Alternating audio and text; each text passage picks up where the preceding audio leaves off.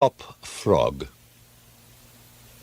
I never knew anyone so keenly alive to a joke as the king was. He seemed to live only for joking. To tell a good story of the joke kind, and to tell it well, was the surest road to his favour. Thus it happened that his 7 ministers were all noted for their accomplishments as jokers. They all took after the king, too, in being large, corpulent, oily men, as well as inimitable jokers. Whether people grow fat by joking, or whether there is something in fat itself which predisposes to a joke, I have never been quite able to determine, but certain it is that a lean joker is a rara avis in terris. At the date of my narrative, professing jesters had not altogether gone out of fashion at court. Several of the great continental powers still retained their fools, who wore motley with caps and bells, and who were expected to be always ready with sharp witticisms at a moment's notice, in consideration of the crumbs that fell from the royal table. Our king, as a matter of course, retained his fool. The fact is, he required something in the way of folly, if only to counterbalance the heavy wisdom of the 7 wise men who were his ministers, not to mention himself. His fool, or professional jester, was not only a fool, however. His value was trebled in the eyes of the king by the fact of his being also a dwarf and a cripple. Dwarfs were as common at court in those days as fools, and many monarchs would have found it difficult to get through their days. Days are rather longer at court than elsewhere, without both a jester to laugh with and a dwarf to laugh at. But, as I have already observed, your jesters, in 99 cases out of 100, are fat, round, and unwieldy, so that it was no small source of self-gratulation with our king that in Hop Frog, this was the fool's name, he possessed a triplicate treasure in one person.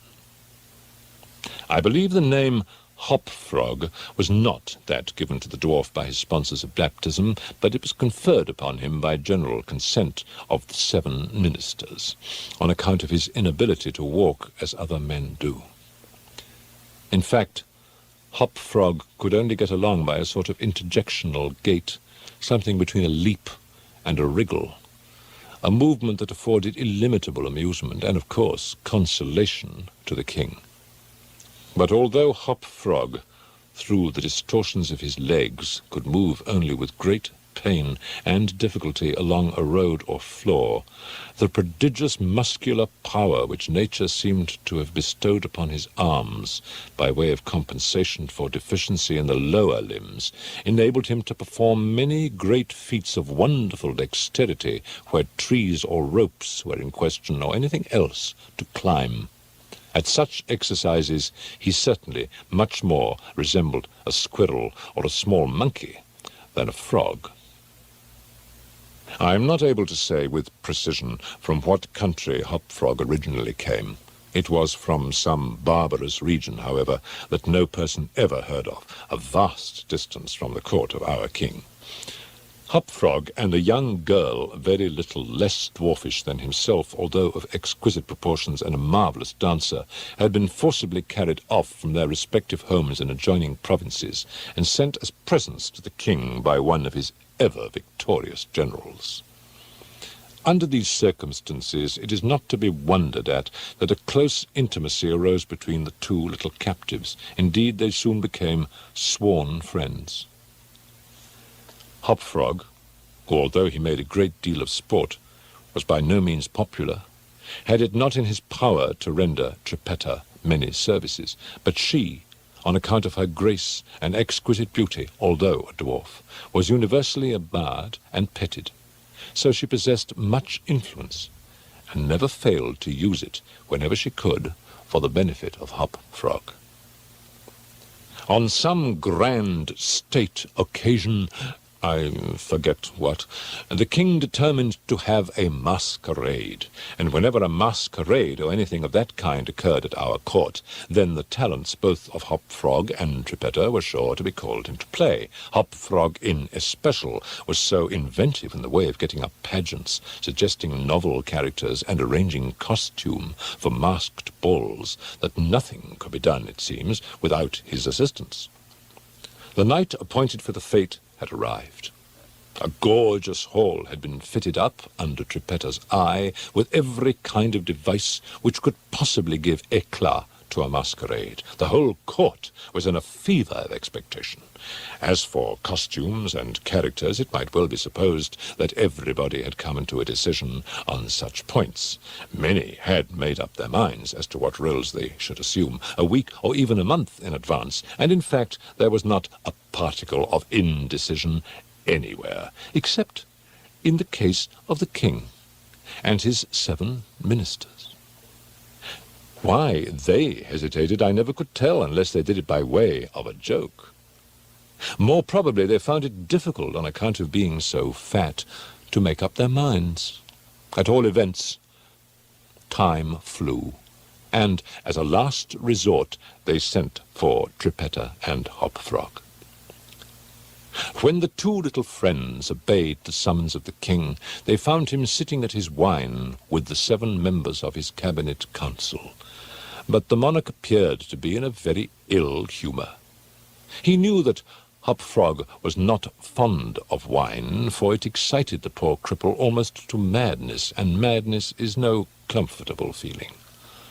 But the king loved his practical jokes, and took pleasure in forcing Hop Frog to drink, and, as the king called it, to be merry.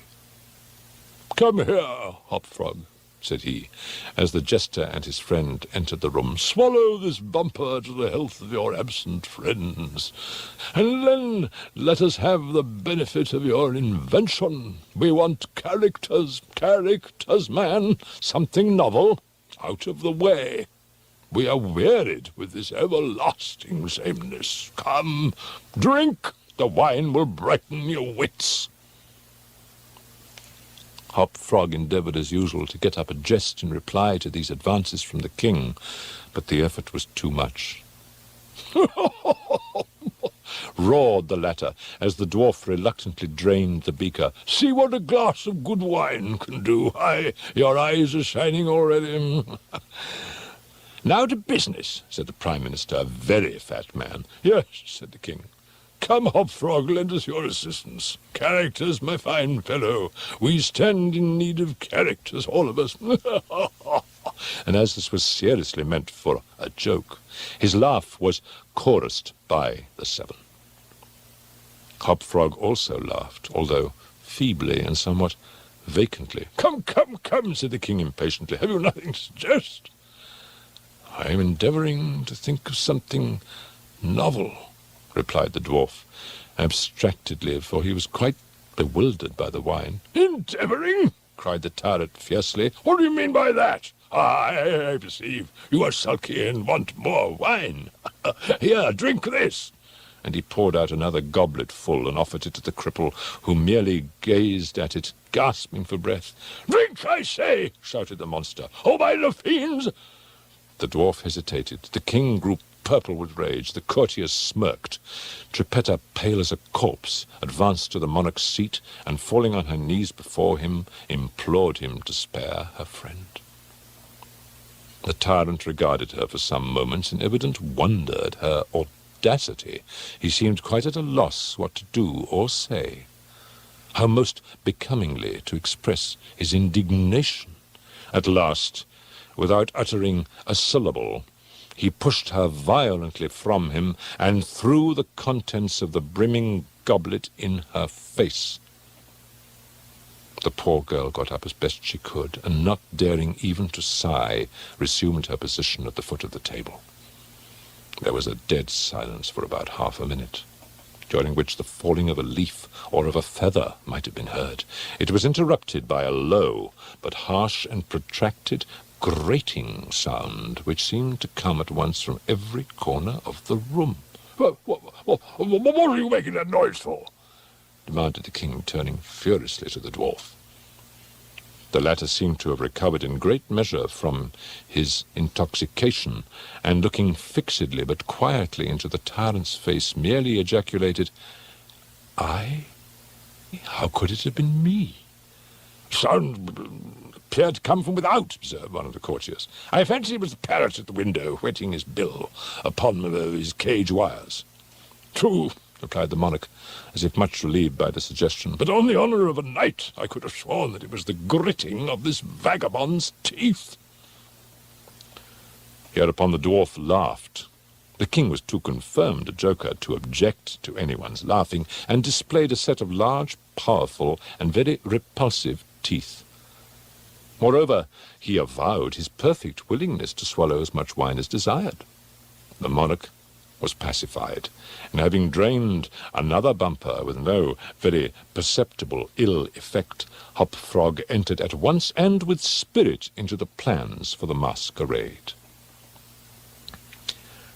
"I cannot tell what was the association of idea," observed he very tranquilly, and as if he had never tasted wine in his life. "But just after your Majesty had struck the girl and thrown the wine in her face, just after your Majesty had done this, and while the parrot was making that odd noise outside the window, there came into my mind a capital diversion, one of my own country frolics, often enacted among us at our masquerades. But here it will be new altogether. Unfortunately, however, it requires a company of 8 persons, and "Here we are!" cried the king, laughing at his acute discovery of the coincidence. 8 to a fraction! I and my 7 ministers. Come, what is the diversion? "We call it," replied the cripple, "the 8 chained orang-utangs, and it really is excellent sport, if well enacted." "We will enact it," remarked the king, drawing himself up and lowering his eyelids. "The beauty of the game," continued Hop-Frog, "lies in the fright it occasions among the women." "Capital!" roared in chorus the monarch and his ministry. "I will equip you as orang-utangs," proceeded the dwarf. "Leave all that to me. The resemblance shall be so striking that the company of masqueraders will take you for real beasts, and of course they will be as much terrified as astonished." "Oh, this is exquisite!" exclaimed the king. "Hop-Frog, I'll make a man of you." "The chains are for the purpose of increasing the confusion by their jangling. You are supposed to have escaped en masse from your keepers. Your Majesty cannot conceive the effect produced at a masquerade by 8 chained orang-utangs, imagined to be real ones by most of the company, and rushing in with savage cries among the crowd of delicately and gorgeously habited men and women. The contrast is inimitable." "It must be," said the king, and the council arose hurriedly, as it was growing late, to put in execution the scheme of Hop-Frog. His mode of equipping the party as orang-utangs was very simple, but effective enough for his purposes. The animals in question had, at the epoch of my story, very rarely been seen in any part of the civilized world, and as the imitations made by the dwarf were sufficiently beast-like and more than sufficiently hideous, their truthfulness to nature was thus thought to be secured. The king and his ministers were first encased in tight-fitting stockinette shirts and drawers. They were then saturated with tar. At this stage of the process, some one of the party suggested feathers, but the suggestion was at once overruled by the dwarf, who soon convinced the 8 by ocular demonstration that the hair of such a brute as the orang-utang was much more efficiently represented by flax. A thick coating of the latter was accordingly plastered upon the coating of tar. A long chain was now procured. First it was passed about the waist of the king and tied, then about another of the party and also tied, and then about all successively in the same manner. When this chaining arrangement was complete, and the parties stood as far apart from each other as possible, they formed a circle, and to make all things appear natural, Hop Frog passed the residue of the chain in 2 diameters at right angles across the circle after the fashion adopted at the present day by those who capture chimpanzees or other large apes in Borneo. The grand saloon in which the masquerade was to take place was a circular room, very lofty, and receiving the light of the sun only through a single window at top. At night, the season for which the apartment was especially designed, it was illuminated principally by a large chandelier, depending by a chain from the center of the skylight, and lowered or elevated by means of a counterbalance as usual. The arrangement of the rooms had been left to Geppetta's superintendence, but in some particulars, it seems, she had been guided by the calmer judgment of her friend the dwarf. At his suggestion it was that on this occasion the chandelier was removed. Its waxen drippings, which in weather so warm it was quite impossible to prevent, would have been seriously detrimental to the rich dresses of the guests, who, on account of the crowded state of the saloon, could not all be expected to keep from out its centre, that is to say, from under the chandelier. Additional sconces were set in various parts of the hall out of the way, and a flambeau emitting sweet odour was placed in the right hand of each of the caryatides that stood against the wall, some 50 or 60 altogether. The 8 orang-outangs, taking Hop Frog's advice, waited patiently until midnight, when the room was thoroughly filled with masqueraders before making their appearance. No sooner had the clock ceased striking, however, than they rushed, or rather rolled in all together, for the impediments of their chains caused most of the party to fall, and all to stumble as they entered. The excitement among the masqueraders was prodigious, and filled the heart of the king with glee. As had been anticipated, there were not a few of the guests who supposed the ferocious-looking creatures to be beasts of some kind in reality, if not precisely orang-outangs. Many of the women swooned with affright, and had not the king taken the precaution to exclude all weapons from the saloon, his party might soon have expiated their frolic in their blood. As it was, a general rush was made for the doors, but the king had ordered them to be locked immediately upon his entrance, and at the dwarf's suggestion the keys had been deposited with him. While the tumult was at its height, and each masquerader attentive only to his own safety, for in fact there was much real danger from the pressure of the excited crowd, the chain by which the chandelier ordinarily hung, and which had been drawn up on its removal, might have been seen very gradually to descend until its hooked extremity came within 3 feet of the floor. Soon after this, the king and his 7 friends, having reeled about the hall in all directions, found themselves at length in its centre, and of course in immediate contact with the chain. While they were thus situated, the dwarf, who had followed noiselessly at their heels, inciting them to keep up the commotion, inserted the hook from which the chandelier had been wont to depend, and in an instant, by some unseen agency, the chandelier chain was drawn so far upward as to take the hook out of reach, and as an inevitable consequence, to drag the orang-outangs together in close connection and face to face. The masqueraders by this time had recovered in some measure from their alarm, and beginning to regard the whole matter as a well-contrived pleasantry, set up a loud shout of laughter at the predicament of the apes. "Leave them to me!" now screamed Hop Frog, his shrill voice making itself easily heard through all the din. "Leave them to me! I fancy I know them. If I can only get a good look at them, I can soon tell who they are." Here, scrambling over the heads of the crowd, he managed to get to the wall, when, seizing a flambeau from one of the caryatides, he returned as he went to the centre of the room, leaped with the agility of a monkey upon the king's head, and thence clambered a few feet up the chain, holding down the torch to examine the group of orang-outangs, and still screaming, "I shall soon find out who they are!" And now, while the whole assembly, the apes included, were convulsed with laughter, the jesters suddenly uttered a shrill whistle, when the chain flew violently up for about 30 feet, dragging with it the dismayed and struggling orangutans and leaving them suspended in mid-air between the skylight and the floor. Hopfrog, clinging to the chain as it rose, still maintained his relative position in respect to the 8 maskers, and still, as if nothing were the matter, continued to thrust his torch down towards them, as though endeavouring to discover who they were.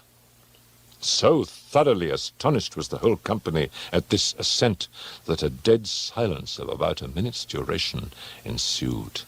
It was broken by just such a low, harsh, grating sound as had before attracted the attention of the king and his councillors when the former threw the wine in the face of Geppetto.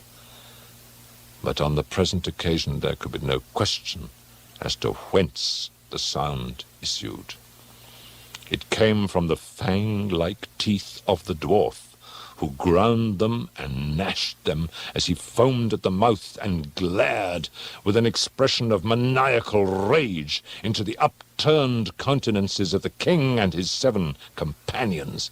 "Ha ha!" said at length the infuriated jester. "Aha! I begin to see who these people are now."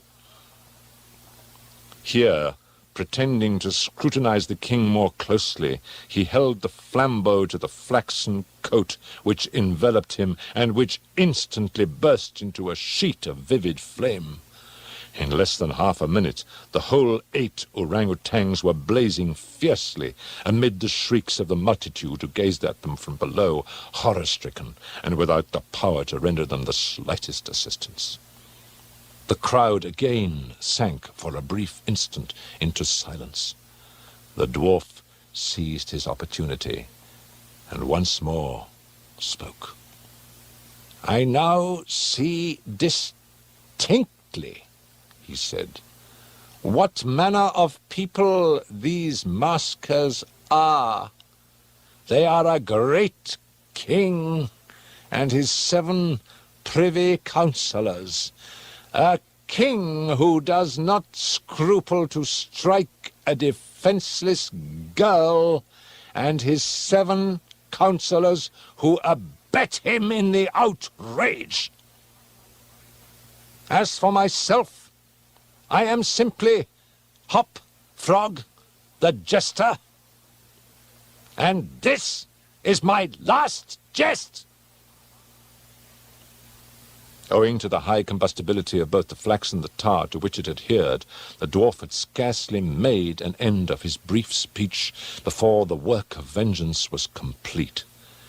The 8 corpses swung in their chains, a fetid, blackened, hideous, and indistinguishable mass. The cripple hurled his torch at them, clambered leisurely to the ceiling, and disappeared through the skylight.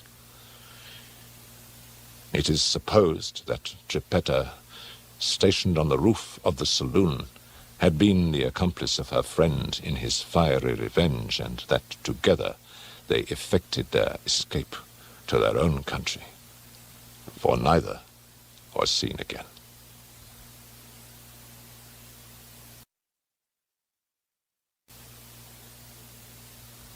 The Raven.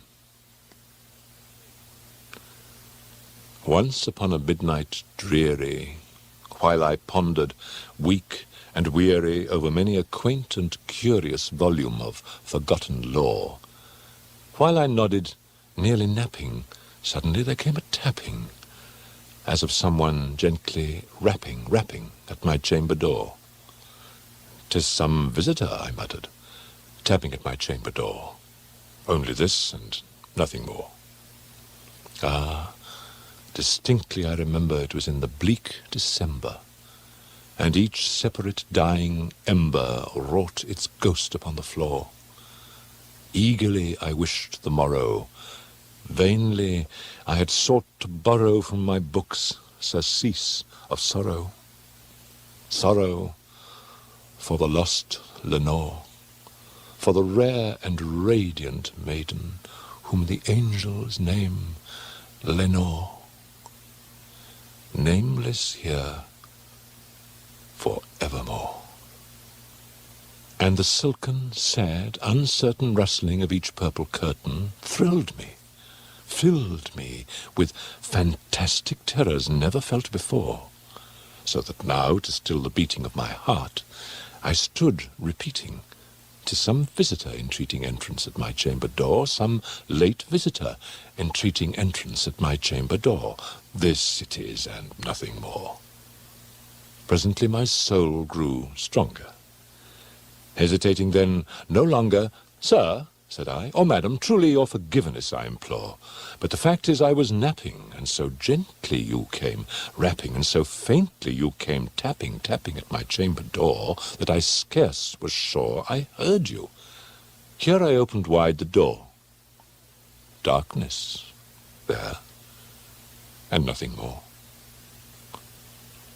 Deep into that darkness peering, long I stood there, wondering, fearing, doubting, dreaming dreams no mortals ever dared to dream before. But the silence was unbroken, and the stillness gave no token, and the only word there spoken was the whispered word, "Lenore." This I whispered, and an echo murmured back the word, "Lenore." Merely this, and nothing more. Back into the chamber turning, all my soul within me burning, soon again I heard a tapping, something louder than before. "Surely," said I, "surely that is something at my window lattice. Let me see, then, what thereat is, and this mystery explore. Let my heart be still a moment, and this mystery explore. 'Tis the wind, and nothing more." Open here I flung the shutter, when, with many a flirt and flutter, in there stepped a stately raven of the saintly days of yore. Not the least obeisance made he, not a minute stopped or stayed he, but with mien of lord or lady, perched above my chamber door, perched upon a bust of Pallas, just above my chamber door, perched and sat, and nothing more. Then this ebony bird, beguiling my sad fancy into smiling, by the grave and stern decorum of the countenance it wore, "Though thy crest be shorn and shaven, thou," I said, "art sure no craven, ghastly, grim, and ancient raven, wandering from the nightly shore. Tell me what thy lordly name is on the night's Plutonian shore." Quoth the raven, "Nevermore."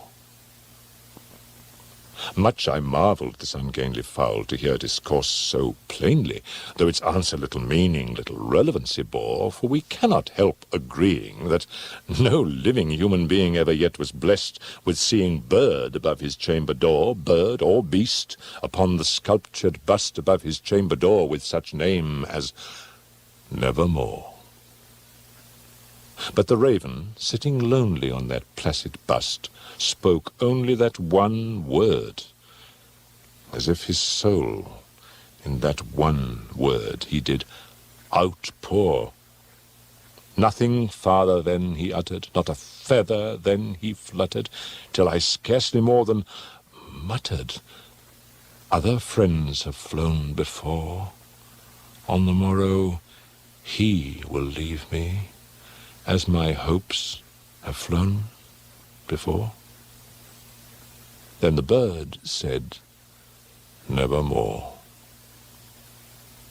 Startled at the stillness broken by reply so aptly spoken, "Doubtless," said I, "what it utters is its only stock and store, caught from some unhappy master, whom unmerciful disaster followed fast and followed faster, till his songs one burden bore, till the dirges of his hope that melancholy burden bore, of nevermore."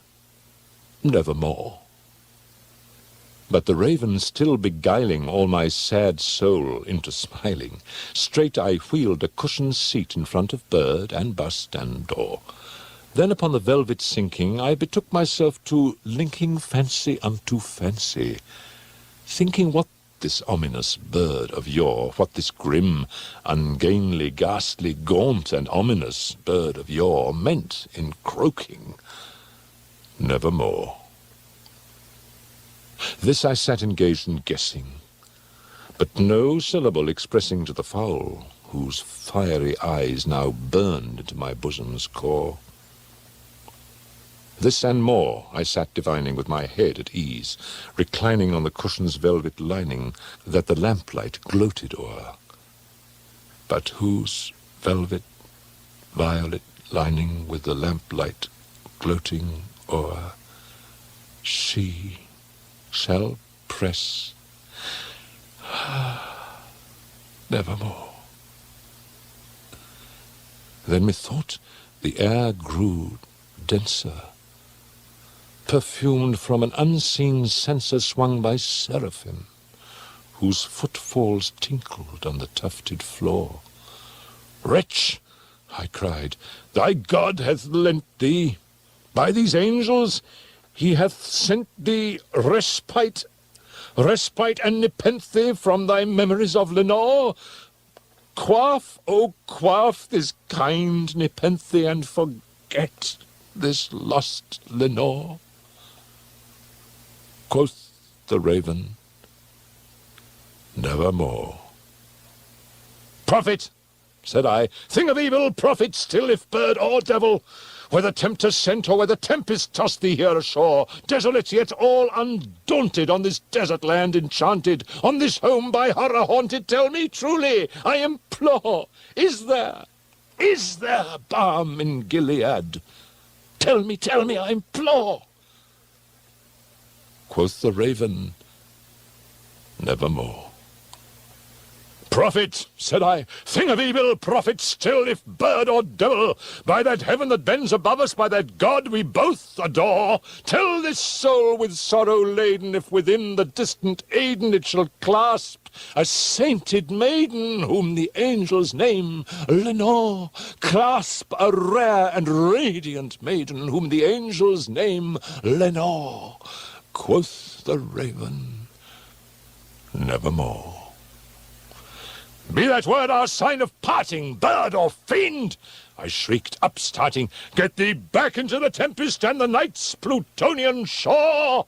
Leave no black plume as a token of that lie thy soul hath spoken. Leave my loneliness unbroken. Quit the bust above my door. Take thy beak from out my heart, and take thy form from off my door." Quoth the raven, "Nevermore." And the raven, never flitting, still is sitting, on the pallid bust of Pallas just above my chamber door. And his eyes have all the seeming of a demon's that is dreaming, and the lamplight o'er him streaming throws his shadow on the floor. And my soul, from out that shadow that lies floating on the floor, shall be lifted nevermore. The Mask of the Red Death. The Red Death had long devastated the country. No pestilence had ever been so fatal or so hideous. Blood was its avatar and its seal, the redness and horror of blood. There were sharp pains and sudden dizziness, and then profuse bleeding at the pores with dissolution.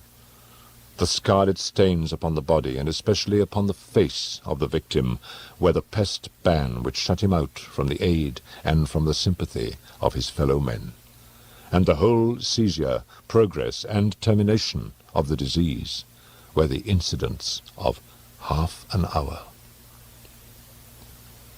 But the Prince Prospero was happy and dauntless and sagacious.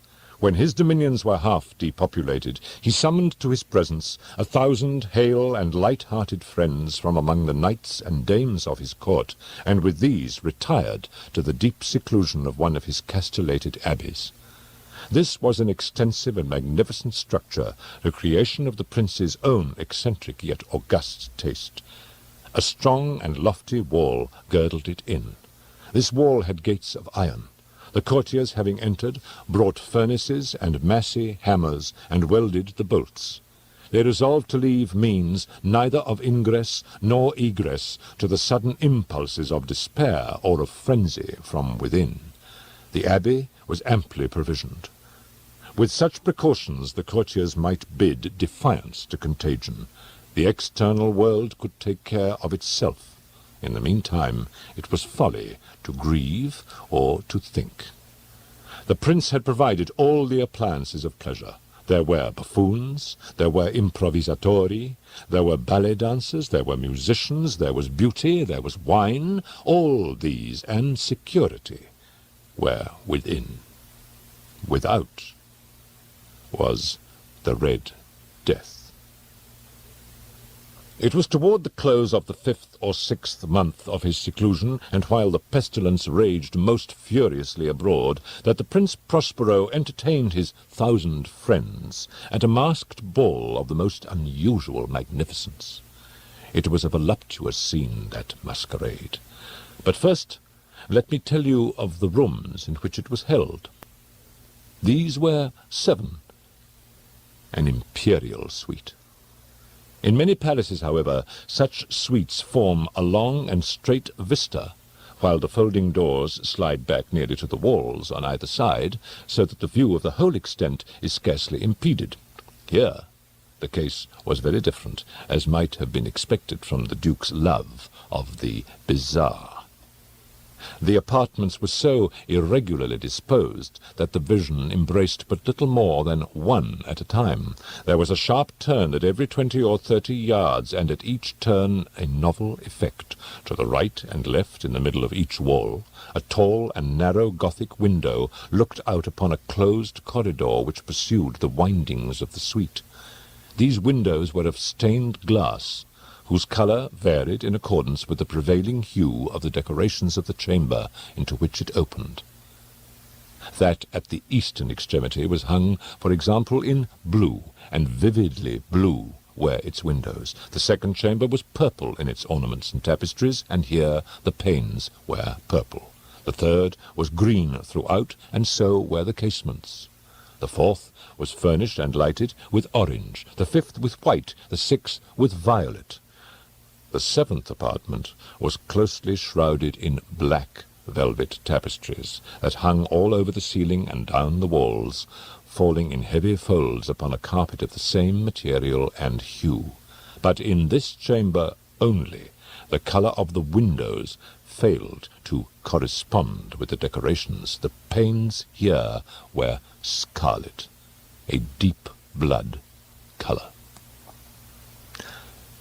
Now, in no one of the 7 apartments was there any lamp or candelabrum, amid the profusion of golden ornaments that lay scattered to and fro, or depended from the roof. There was no light of any kind emanating from lamp or candle within the suite of chambers.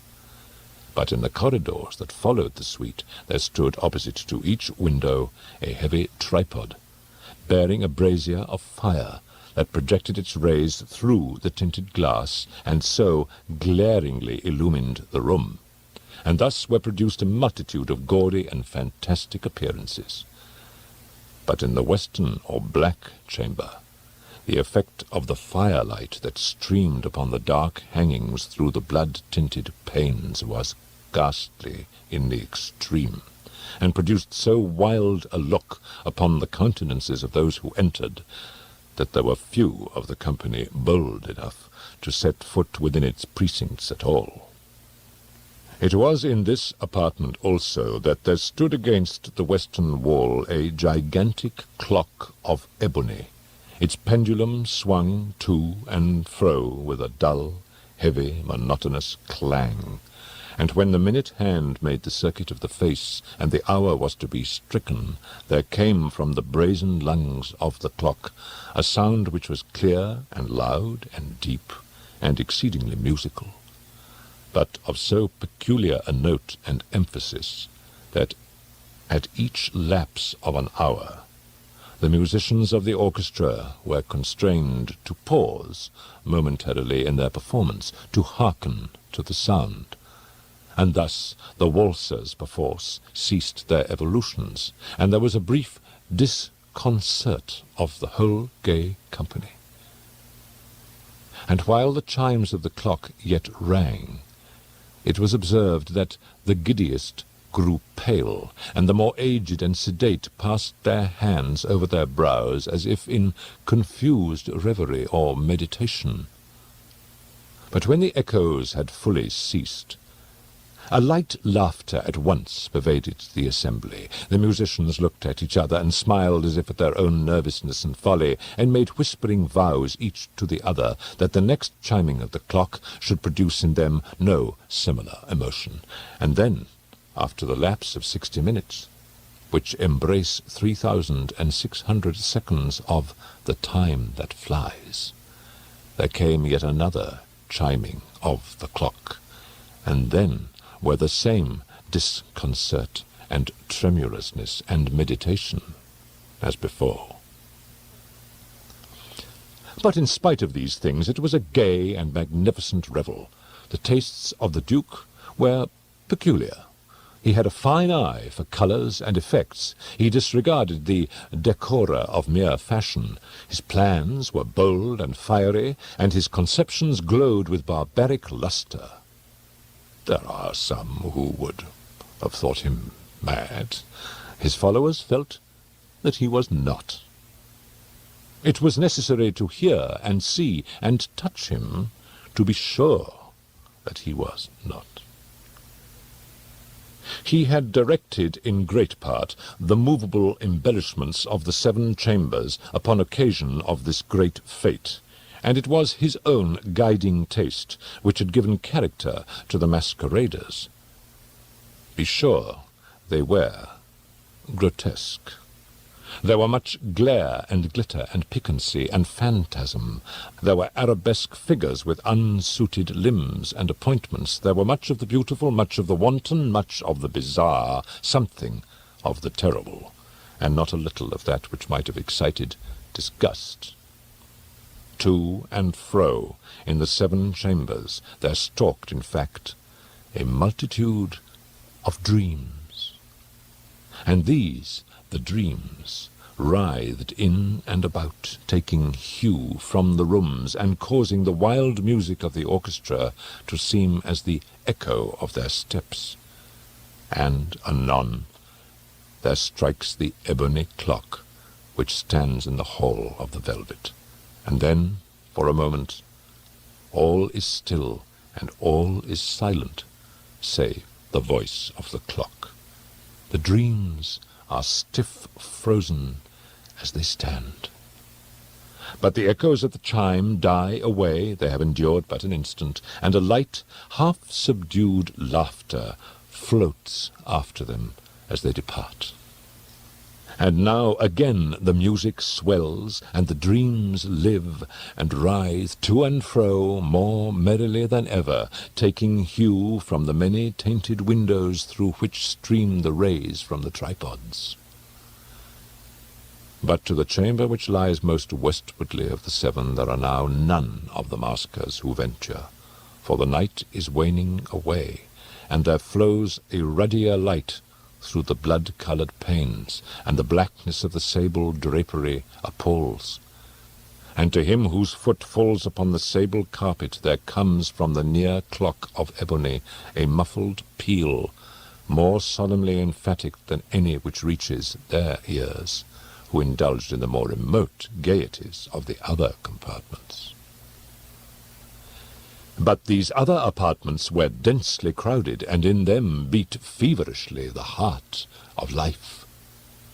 And the revel went whirlingly on, until at length there commenced the sounding of midnight upon the clock, and then the music ceased, as I have told, and the evolutions of the waltzers were quieted, and there was an uneasy cessation of all things, as before. But now there were 12 strokes to be sounded by the bell of the clock, and thus it happened perhaps that more of thought crept with more of time into the meditations of the thoughtful among those who revelled. And thus too it happened perhaps that before the last echoes of the last chime had utterly sunk into silence, there were many individuals in the crowd who had found leisure to become aware of the presence of a masked figure which had arrested the attention of no single individual before. And the rumour of this new presence having spread itself whisperingly around, there arose at length from the whole company a buzz or murmur expressive of disapprobation and surprise, then finally of terror, of horror, and of disgust. In an assembly of phantasms such as I have painted, it may well be supposed that no ordinary appearance could have excited such sensation. In truth, the masquerade license of the night was nearly unlimited, but the figure in question had out-Heroded Herod, and gone beyond the bounds of even the prince's indefinite decorum. There are chords in the hearts of the most reckless which cannot be touched without emotion, even with the utterly lost, to whom life and death are equally jests. There are matters of which no jest can be made. The whole company, indeed, seemed now deeply to feel that in the costume and bearing of the stranger neither wit nor propriety existed. The figure was tall and gaunt, and shrouded from head to foot in the habiliments of the grave. The mask which concealed the visage was made so nearly to resemble the countenance of a stiffened corpse that the closest scrutiny must have had difficulty in detecting the cheat. And yet all this might have been endured, if not approved by the mad revellers around, but the mummer had gone so far as to assume the type of the Red Death.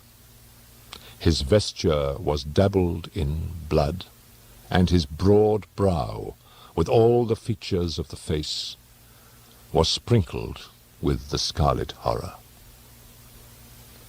When the eyes of Prince Prospero fell upon this spectral image, which with a slow and solemn movement, as if more fully to sustain its role, stalked to and fro among the waltzers, he was seen to be convulsed in the first moment with a strong shudder, either of terror or distaste, but in the next his brow reddened with rage. "Who dares," he demanded hoarsely of the courtiers who stood near him, "who dares insult us with this blasphemous mockery? Seize him and unmask him, that we may know whom we have to hang at sunrise from the battlements." It was in the eastern or blue chamber in which stood the Prince Prospero as he uttered these words. They rang throughout the 7 rooms loudly and clearly, for the prince was a bold and robust man, and the music had become hushed at the waving of his hand. It was in the blue room where stood the prince, with a group of pale courtiers by his side. At first, as he spoke, there was a slight rushing movement of this group in the direction of the intruder, who at the moment was also near at hand, and now, with deliberate and stately step, made closer approach to the speaker. But from a certain nameless awe with which the mad assumptions of the mummer had inspired the whole party, there were found none who put forth hand to seize him, so that unimpeded he passed within a yard of the prince's person. And while the vast assembly, as if with one impulse, shrank from the centres of the room to the walls, he made his way uninterruptedly, but with the same solemn and measured step which had distinguished him from the first, through the blue chamber to the purple, through the purple to the green, through the green to the orange, through this again to the white, and even thence to the violet, ere a decided movement had been made to arrest him. It was then, however, that the Prince Prospero, maddening with rage and the shame of his own momentary cowardice, rushed hurriedly through the 6 chambers, while none followed him on account of a deadly terror that had seized upon all. He bore aloft a drawn dagger, and had approached in rapid impetuosity to within 3 or 4 feet of the retreating figure, when the latter, having attained the extremity of the velvet apartment, turned suddenly and confronted his pursuer. There was a sharp cry, and the dagger dropped gleaming upon the sable carpet, upon which instantly afterward fell, prostrate in death, the Prince Prospero.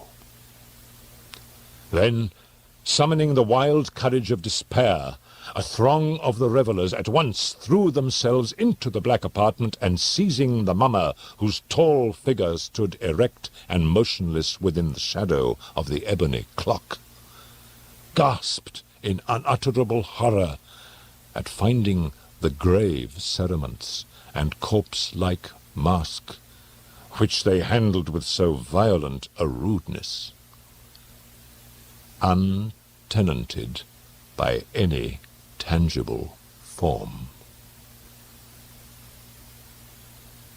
And now was acknowledged the presence of the Red Death. He had come like a thief in the night, and one by one dropped the revellers in the blood-bedewed halls of their revel, and died, each in the despairing posture of his fall. And the life of the ebony clock went out with that of the last of the gay, and the flames of the tripods expired, and darkness and decay and the Red Death held illimitable dominion over all.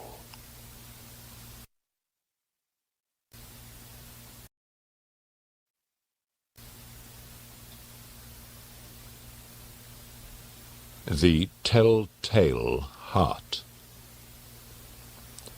True.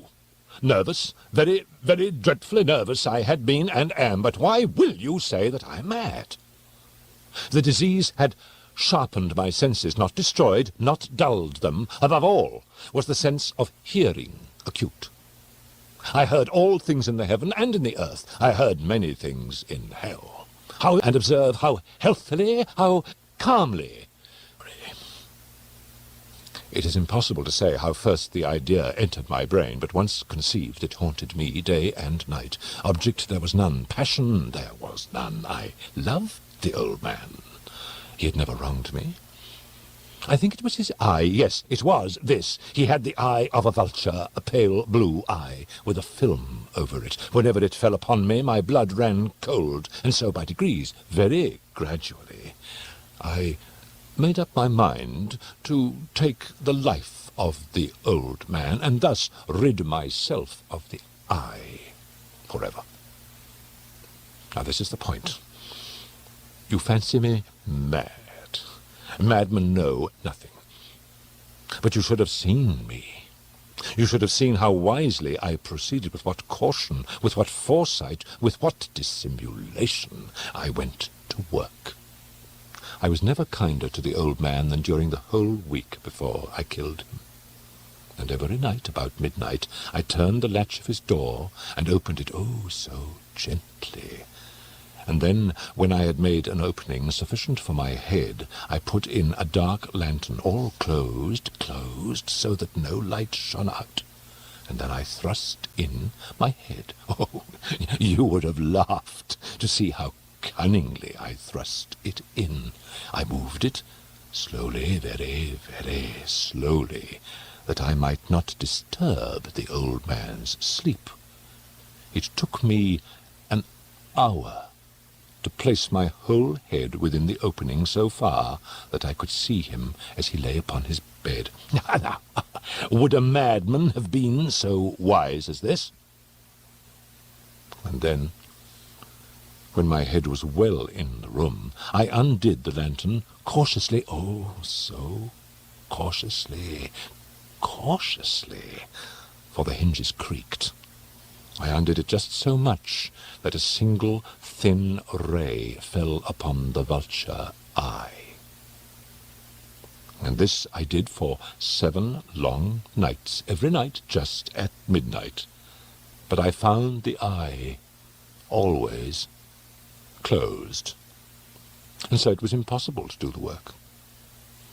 For it was not the old man who vexed me, but his evil eye.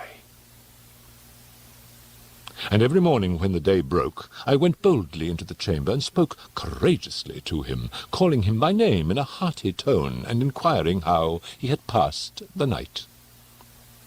So you see, he would have been a very profound old man indeed to suspect that every night just at 12 I looked in upon him while he slept. Upon the 8th night I was more than usually cautious in opening the door. A watch's minute hand moves more quickly than did mine. Never before that night had I felt the extent of my own powers, of my sagacity. I could scarcely contain my feelings of triumph to think that there I was, opening the door little by little, and he not even to dream of my secret deeds or thoughts. I fairly chuckled at the idea, and perhaps he heard me, for he moved on the bed suddenly, as if startled. Now you may think that I drew back, but no. His room was as black as pitch, with a thick darkness, for the shutters were close fastened through fear of robbers, and so I knew that he could not see the opening of the door, and I kept pushing it on steadily.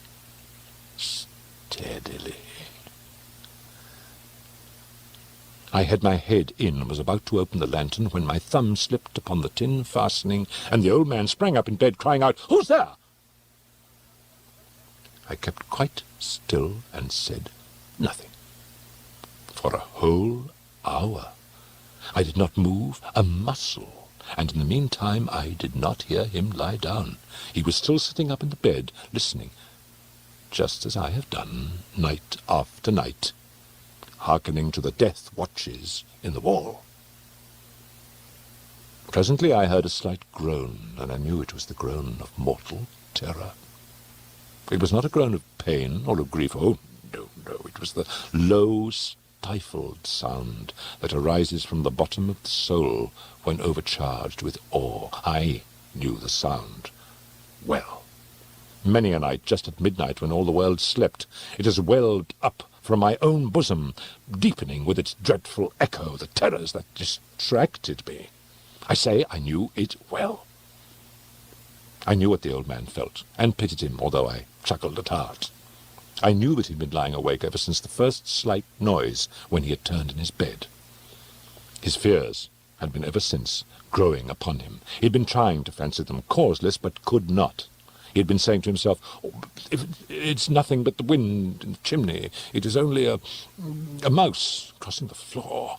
Or it is merely a cricket which has made a single chirp."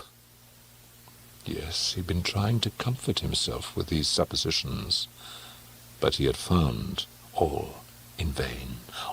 All in vain, because death, in approaching him, had stalked with his black shadow before him and enveloped the victim. And it was the mournful influence of the unperceived shadow that caused him to feel, although he neither saw nor heard, to feel the presence of my head within the room. When I'd waited a long time, very patiently, without hearing him lie down, I resolved to open a very, very little crevice in the lantern. So I opened it. You cannot imagine how stealthily, until at length a single dim ray, like the thread of a spider, shot out from the crevice and fell full upon the vulture eye. It was open, wide, wide open, and I grew furious as I gazed upon it. I saw it with perfect distinctness, all a dull blue, with a hideous veil over it that chilled the very marrow in my bones. But I could see nothing else of the old man's face or person, for I had directed the ray, as if by instinct, precisely upon the damned spot. And have I not told you that what you mistake for madness is but over-acuteness of the senses? Now I say there came to my ears a low, dull, quick sound, such as a watch makes when enveloped in cotton. I knew that sound well, too. It was the beating of the old man's heart. It increased my fury, as the beating of a drum stimulates the soldier into courage. But even yet I refrained and kept still. I scarcely breathed. I held the lantern motionless. I tried how steadily I could maintain the ray upon the eye. Meantime, the hellish tattoo of the heart increased. It grew quicker and quicker and louder every instant. The old man's terror must have been extreme. It grew louder, I say, louder every moment. Do you mark me well? I have told you that I am nervous. So I am. And now, at the dead hour of the night, amid the dreadful silence of that old house, so strange a noise as this excited me to uncontrollable terror. Yet for some minutes longer I refrained and stood still. But the beating grew louder, louder. I thought the heart must burst, and now a new anxiety seized me. The sound would be heard by a neighbour. The old man's hour had come. With a loud yell, I threw open the lantern and leaped into the room. He shrieked once only. In an instant I dragged him to the floor and pulled the heavy bed over him. I then smiled gaily to find the deed so far done, but for many minutes the heart beat on with a muffled sound. This, however, did not vex me. It would not be heard through the wall. At length it ceased. The old man was dead. I removed the bed and examined the corpse. Yes, he was stone dead. I placed my hand upon the heart and held it there many minutes. There was no pulsation. He was stone dead. His eye would trouble me no more. If still you think me mad, you will think so no longer when I describe the wise precautions I took for the concealment of the body. The night waned, and I worked hastily, but in silence. First of all, I dismembered the corpse. I cut off the head and the arms and the legs. I then took up 3 planks from the flooring of the chamber and deposited all between the scantlings. I then replaced the boards so cleverly, so cunningly, that no human eye, not even his, could have detected anything wrong. There was nothing to wash out, no stain of any kind, no blood spot whatever. I'd been too wary for that. A tub had caught all. When I'd made an end of these labours, it was 4 o'clock, still dark as midnight. As the bells sounded the hour, there came a knocking at the street door. I went down to open it with a light heart, for what had I now to fear? There entered 3 men, who introduced themselves with perfect suavity as officers of the police. A shriek had been heard by a neighbour during the night. Suspicion of foul play had been aroused. Information had been lodged at the police office, and they, the officers, had been deputed to search the premises. I smiled, for what had I to fear? I bade the gentleman welcome. The shriek, I said, was my own, in a dream. The old man, I mentioned, was absent in the country. I took my visitors all over the house. I bade them search well. I led them at length to his chamber. I showed them his treasures, secure, undisturbed. In the enthusiasm of my confidence, I brought chairs into the room and desired them here to rest from their fatigues, while I myself, in the wild audacity of my perfect triumph, placed my own seat upon the very spot beneath which reposed the corpse of the victim. The officers were satisfied. My manner had convinced them. I was singularly at ease. They sat, and while I answered cheerily, they chatted of familiar things. But ere long I felt myself getting pale, and wished them gone. My head ached, and I fancied a ringing in my ears. But still they sat, and still chatted. The ringing became more distinct. It continued and became more distinct. I talked more freely to get rid of the feeling, but it continued and gained definiteness until at length I found that the noise was not within my ears. No doubt I now grew very pale, but I talked more fluently and with a heightened voice. Yet the sound increased, and what could I do? It was a low, dull, quick sound, much such a sound as a watch makes when enveloped in cotton.